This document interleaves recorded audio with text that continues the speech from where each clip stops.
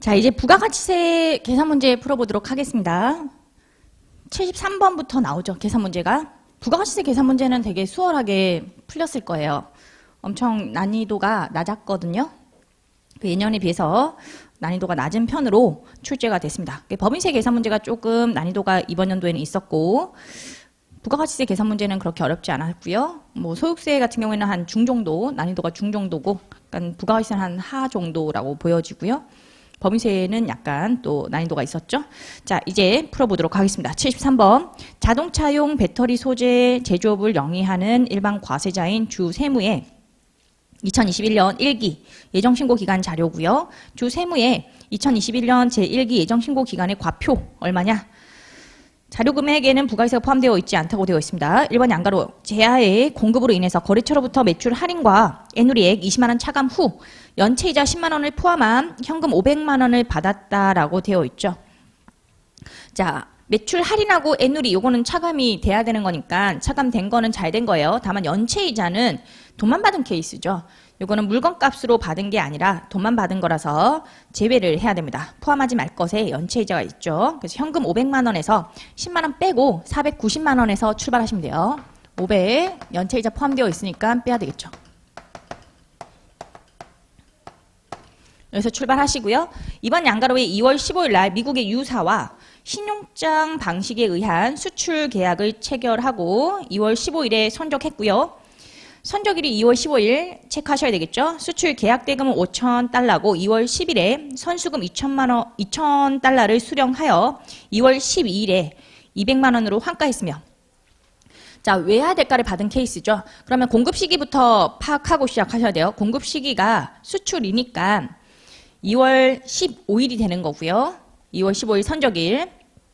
그리고 선적일 전에 지금 환가를 했어요. 2월 12일이죠. 그럼 선적일 전에 환가를 한 금액이 있으면 그거는 그대로 200만 원 쓰시면 되겠고 다만 나머지 금액 3,000달러는 2월 15일 날 수령해서 2월 20일 날 환가를 했죠.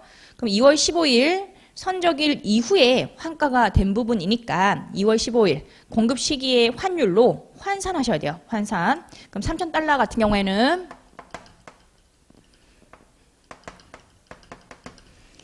환산을 해주셔야 되는 건데 가로 안에 기준 환율 2월 15일 거 체크하시면 되겠죠. 달러당 1,200원.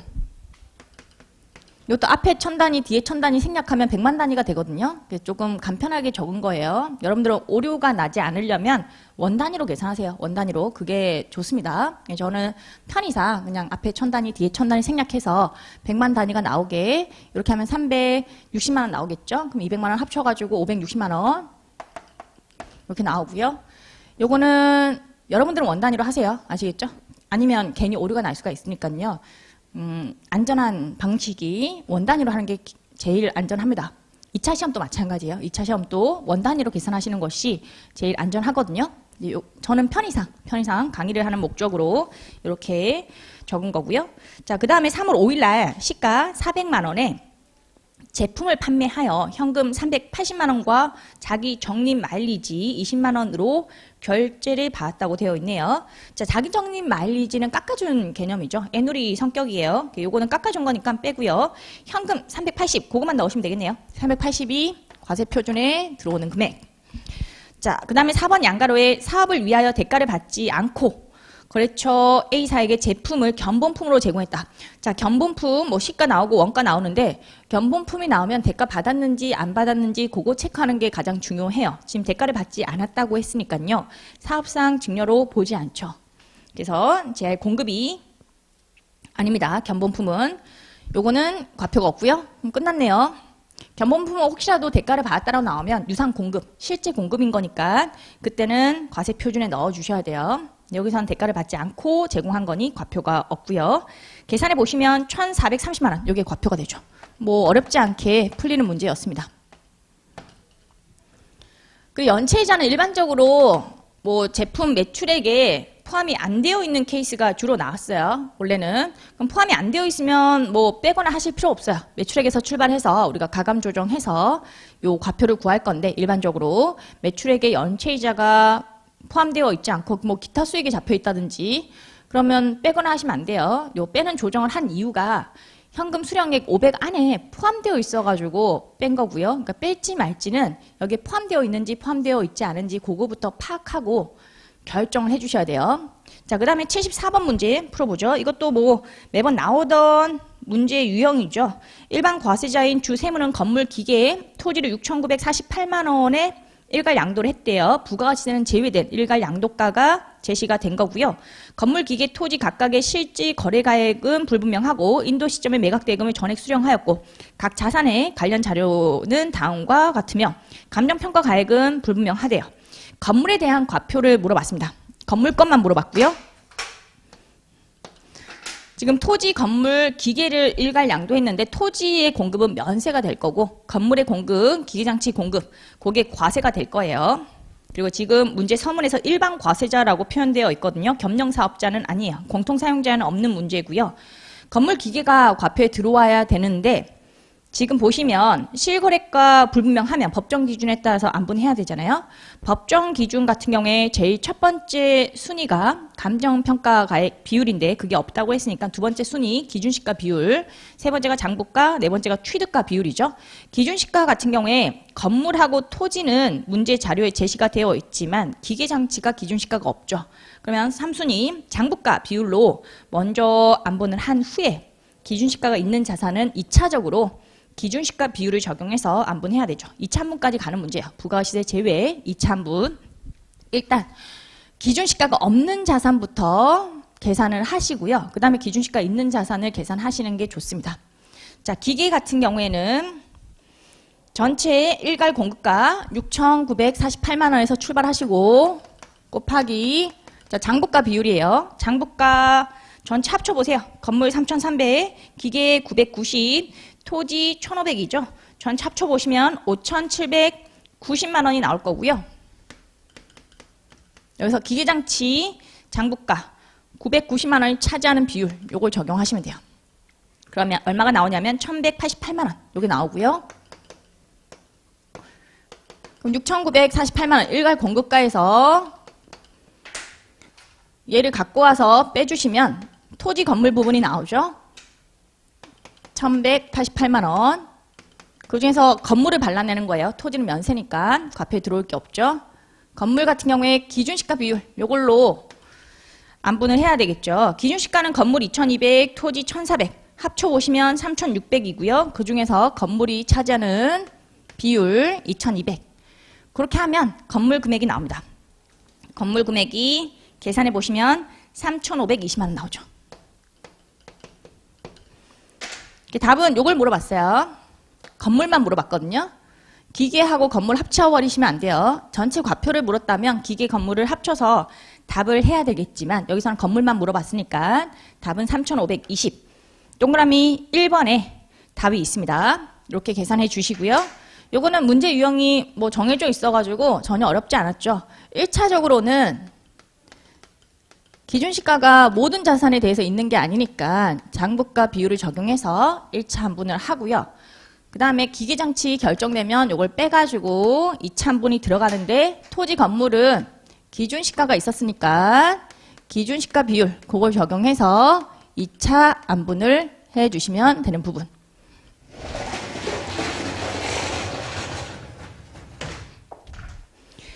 자, 이제 계산 문제 77번에 나옵니다. 77번 문제 보도록 하죠. 과세사업과 면세사업을 겸용하고 있는 주세무는 다음에 재화, 기계, 건물 원재료 취득해가지고 면세사업에만 사용했대요. 과세전환 매입세액을 묻는 문제거든요. 면사업에만 썼으면 매입세액 불공제였겠죠. 그런데 주세무가 면세사업에만 사용하던 아래 모든 재화를 이번 연도 4월 5일부터 과세사업과 면세사업에 공통으로 사용하게 되었다는 거죠. 2021년 1기 확정신고 시 매입세액으로 공제할 수 있는 금액은 얼마냐? 취득 당시에는 면사업과 관련된 매입세액 불공제하였음 이렇게 되어 있죠. 자, 과거에 면사업에만 쓰겠다라고 해서 매입세액 불공제로 사온 제한데 과세사업에 옮겨 썼죠. 그럼 과세전환 매입세액으로 공제가 될 거고요. 지금 문구를 보시면 과세사업과 면사업에 공통으로 사용하게 되었다라고 했으니까 과세 일부 전환이 일어난 케이스예요. 그러면 산식은 지금 뭐 기계하고 건물하고 원재료가 있는데 여기서 어떤 것만 계산해야 되겠죠? 원재료는 비상각 자산이라서 빼고 기계하고 건물, 상각 자산만 계산하시고 감가상각 자산만 계산하는 거니까 상각까지 고려해 주시고 마지막에 비율 때려주시면 돼요. 자, 그런 식으로 계산하시면 되는 건데 과세전환 매입세액은 일단 이 규정을 아셔야 돼요.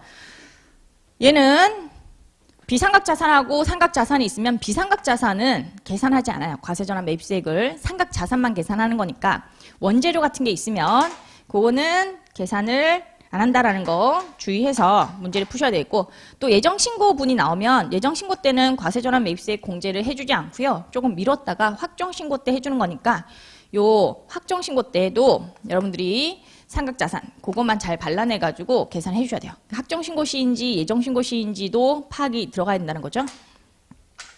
상각자산이고 확정신고여야 돼요. 엔드로 충족이 돼야 됩니다. 이 문제에서는 2021년 확정신고시라고 해가지고 확정신고시 맞고요. 거기서 원재료만 제외하고 기계, 건물, 상각자산 그것만 계산해 주시고 요거는 계산 산식 바로 적으실 수 있어야 돼요. 자, 일단 얘는 매입세액이니까 매입세액 불공제액에서 출발하셔야 됩니다. 그 취득가액이 나와 있는데 부가가치세 불포함이라고 되어 있죠. 여기 10% 때리면 매입세액이 나오겠죠. 10% 때리고 시작하셔야 돼요. 기기장치 4천에 10% 하면 400만 원. 이게 불공제 매입세액이고 건물은 3억 원에 10%, 3천만 원이 불공제 매입세액이겠죠. 여기서 출발하시고 자, 감가상각 자산이니까 상각. 기계는 25%, 건물은 5%. 여기다 곱하기 하나 더 붙여놔야 돼요. 과세 일부 전환이니까. 자, 그 다음에 채워넣기 하시면 되겠죠. 빈칸 채워넣기를 하시면 끝납니다. 경과된 과세기간의 수는요. 기계장치 취득일자 2020년 7월달 이기죠. 요거는 제가 알려드리는 방법으로 하시면 좀 편해요. 2020년 2기에 취득을 했고요. 지금이 옮겨 쓴 시점이 2021년 1기예요. 몇 년 지났는지 카운팅 1년 지났죠? 1/2 이런 식으로 하시고 2기에서 1기로 바뀌면 마이너스 1, 1기에서 2기로 바뀌면 플러스 1 이런 식으로 하시면 돼요. 여기서는 뭐 바로 보이긴 하죠. 한 기 지났구나 그런 걸 알 수가 있어요. 요거 2에서 1을 빼면 한 기가 지났구나 그런 식으로 하시면 되겠고 이게 길어질 수가 있어가지고 지금 기계는 바로 눈으로도 한 기가 지났구나 보여지지만 이게 조금 길어지는 경우에는 이런 방식으로 하면 정확하고도 빠르게 문제를 푸실 수가 있어요. 그리고 이게 똑같으면, 기수가 똑같으면 그다음 플러스 0이에요. 1기에서 2기면 플러스 1, 2기에서 1기면 마이너스 1. 그리고 1년당 과세량의 수가 2개니까요. 몇 년 지났는지 카운팅하고 요거까지 더해 주시면 됩니다. 자, 그 다음에 건물 같은 경우에는 몇 기가 지났는지 보죠. 취득한 게 2018년도 4월 달이면 1기죠. 그리고 지금 2021년도 1기예요. 몇 년 지났죠? 3년 지났죠. 3/2 하시면 되겠고요. 1기에서 1기로 바뀌었으면 플러스 0 해가지고 6기에서 플러스 0 하면 6기가 지났구나. 그런 식으로. 건물은 이게 20기까지 갈 수 있거든요. 그래서 그 손으로 세고 있으면 안 돼요.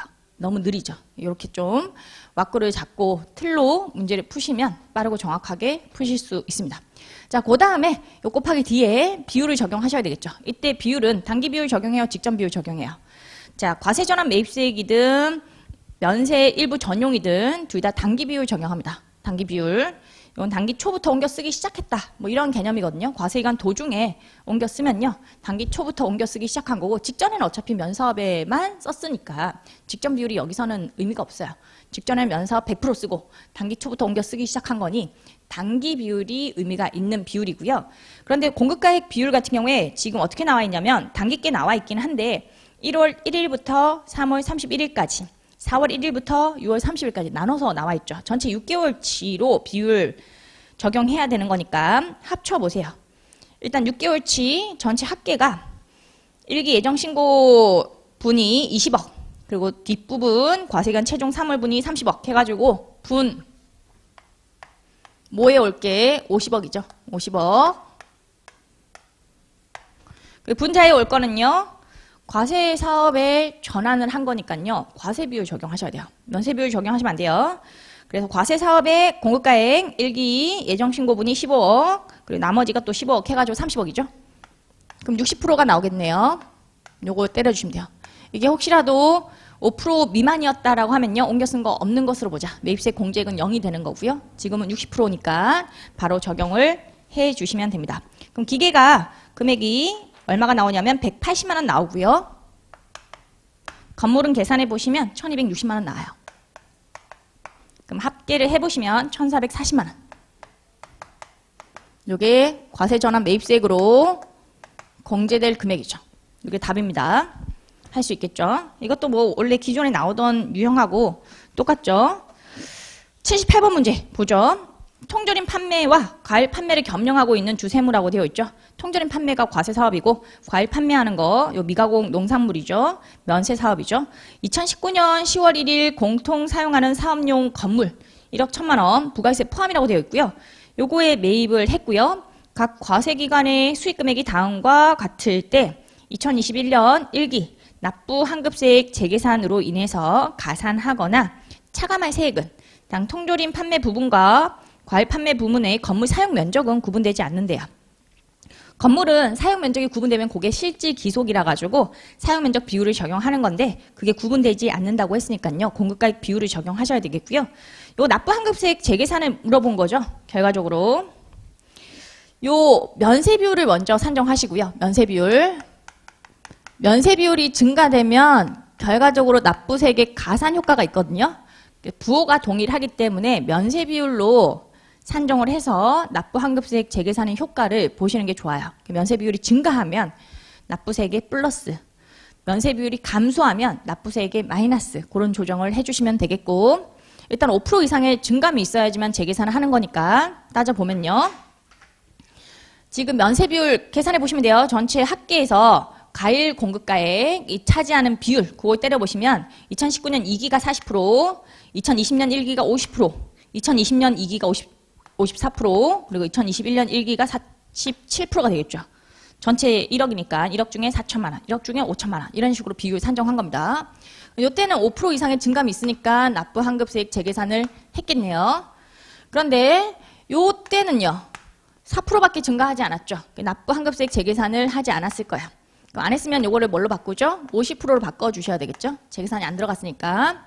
그 다음에 이 경우에는 50%하고 47%를 비교하는데 3%밖에 차이가 안 나죠. 5% 미만의 차이예요. 납부 환급세액 재계산이 없어요. 그러니까 이것만 파악해도 답이 없음. 동그라미 1번. 금방 구할 수가 있겠죠. 만약에 5% 이상의 차이가 있었으면 그때는 재계산 어떻게 할까요? 5% 이상의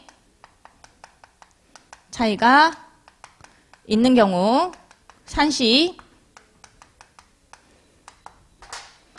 납부 환급세액 재계산은 매입세액 정산의 개념이거든요. 매입세액 재계산 그거의 개념이니까 매입세액에서 출발해야 되겠죠. 사업용 건물 1억 1천에 취득을 했다고 되어 있고요. 그 1억 1천은 부가세 포함된 금액이니까 110분의 10을 적용해서 일단 매입세액을 발라내고요. 1천만 원 그렇게 발라낸 다음에 자, 요 납부 환급세액 재계산 또 감가상각 자산만 하는 거고요. 확정신고 시에만 하는 겁니다. 그래서 얘는 감가상각 자산이니까 상각을 고려를 해주셔야 돼요. 상각. 여기 취득한 게 2019년 2기니까요. 1, 2, 3. 3기가 지났죠. 이 시점에. 곱하기 3기 하고요. 곱하기 증감 비율. 이걸 때리면 되겠죠. 5% 이상의 증감이 있었다라고 하면 증감 비율을 때리면 돼요. 이런 식으로 지금 여기서는 47%에서 50% 이렇게 빼면 3%밖에 차이 안 나가지고 없는 건데 만약에 이게 예를 들면 45%라고 할까요? 딱 5% 차이 나도 하셔야 되거든요. 45%라고 하면 비율이 감소된 거죠. 그럼 5% 이렇게 때려주셔야 돼. 45%하고 50% 차이 5% 차이가 있는 거니까 이때는 5% 요걸 적용해서 계산하시면 되겠고 이 금액 같은 경우에 지금 보시면 면세 비율이 50%에서 45%로 감소했다라고 하면요. 면세 비율 감소면 납부세액에 어떻게 한다? 차감한다. 그런 식으로. 부호가 같다고 했죠. 요거에서 요거 빼면 마이너스 나오잖아요. 그래서 이렇게 면세 비율이 감소하면 차감, 면세 비율이 혹시라도 증가하면 가산. 납부세액의 효과를 빠르게 파악하실 수가 있기 때문에 납부 환급세액 재계산은 절대 과세 비율로 하시지 마시고요. 면세 비율로 하는 게 좋아요. 이렇게 계산돼서 나오는 거 납부세액에서 여기서는 만약에 이게 45%였다라고 한다면 차감. 그게 됐겠죠. 뭐 계산 산식에서 이런 거 많이 누락을 하시더라고요. 여러분들 실수하는 부분을 보면 이런 건 좀 주의해서 풀어주셔야 돼요. 감가상각 자산이면 상각까지 반드시 고려해 주셔야 되는 부분이고요. 여기서는 5% 이상의 증감이 없어서 답은 납부 환급세액 재계산 없음으로 답을 해주시면 되는 부분. 자, 이렇게 해서 부가가치세 문제까지 풀어봤고요. 말 문제도 여러분들이 스스로 반드시 좀 풀어보시길 권해드립니다. 이것으로 마치도록 하죠. 수고 많으셨습니다.